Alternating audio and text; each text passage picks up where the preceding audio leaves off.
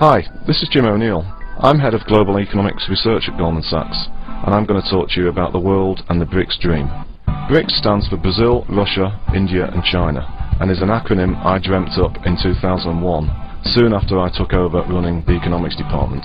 The motives for me to do so were primarily twofold.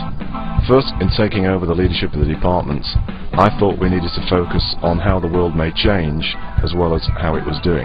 And secondly, this came right after the tragic events of 9/11, which demonstrated clearly to us all that there was something wrong with the world. Soon after, I wrote an article entitled "The World Needs Better Economic BRICs." And in this article I showed that before the decade was over, the economies of Brazil, Russia, India and China would become much bigger shares of the global economy. 2 years later, we published a piece which tried to guess how the world may look by 2050. We showed that before 2050, China could overtake the United States to become the world's largest economy, possibly reaching as big as $45 trillion, 20 times bigger than it is today. We also showed that India could grow as large as $26 trillion, 50 times bigger than it was today.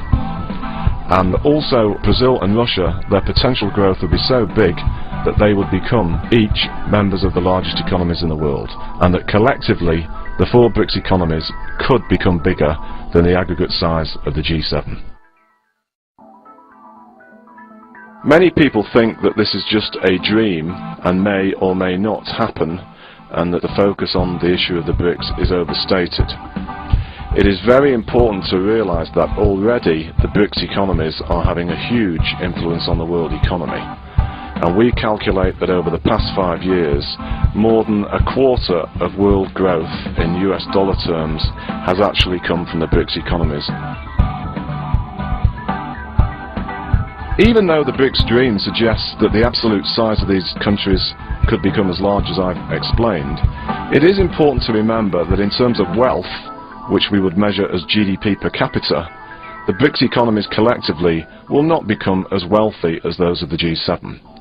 The United States in particular is still likely to be a lot wealthier than any of the BRICS economies, and Japan and many of the larger economies today will also be wealthier than most.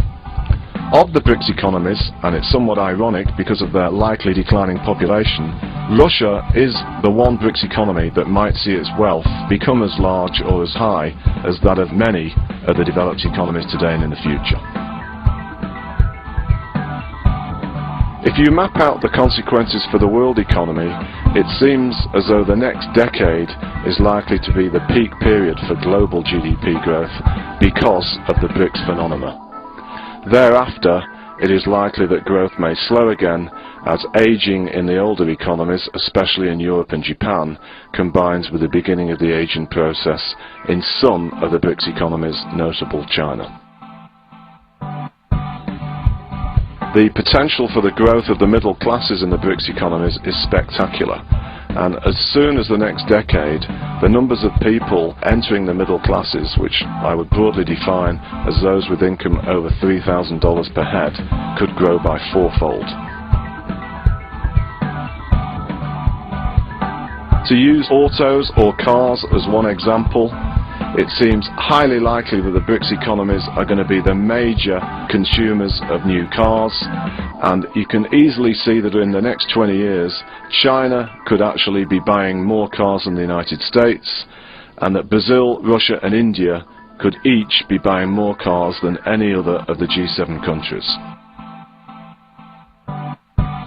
Another topical area the BRICS countries seems to be having a big influence relates to commodities and in particular energy.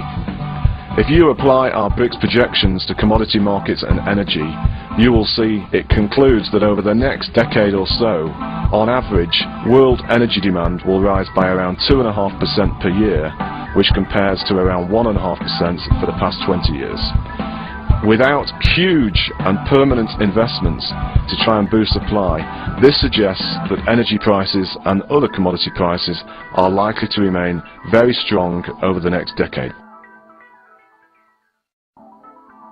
If all of this comes true in terms of the BRICS potential growth, it means that the importance of the BRICS economies in global capital markets is also going to rise dramatically. Even if these countries keep a very similar set of financial markets as they have today, their share of global markets in terms of equities and bonds will still grow dramatically.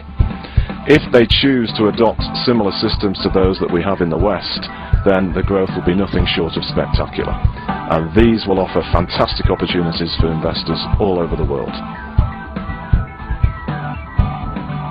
It is not just the capital markets that could be exciting. The potential for the exchange rates of the BRICS economies is also pretty spectacular. If you look at the lessons of other economies that historically have shown the enormous potential we have suggested for the BRICS economies, many of those saw their exchange rates rise sharply too. In conclusion, it seems to me it is no surprise that the BRICS phenomena is attracting so much attention amongst investors and the general public at large. Over the next 45 years, it is possible, if BRICS countries pursue good economic policies, that their economies collectively could become the biggest in the world. If that's true, it will have enormous influence on every aspect of our societies, and it will provide for those that have invested in the BRICS dream almost definitely pretty spectacular returns.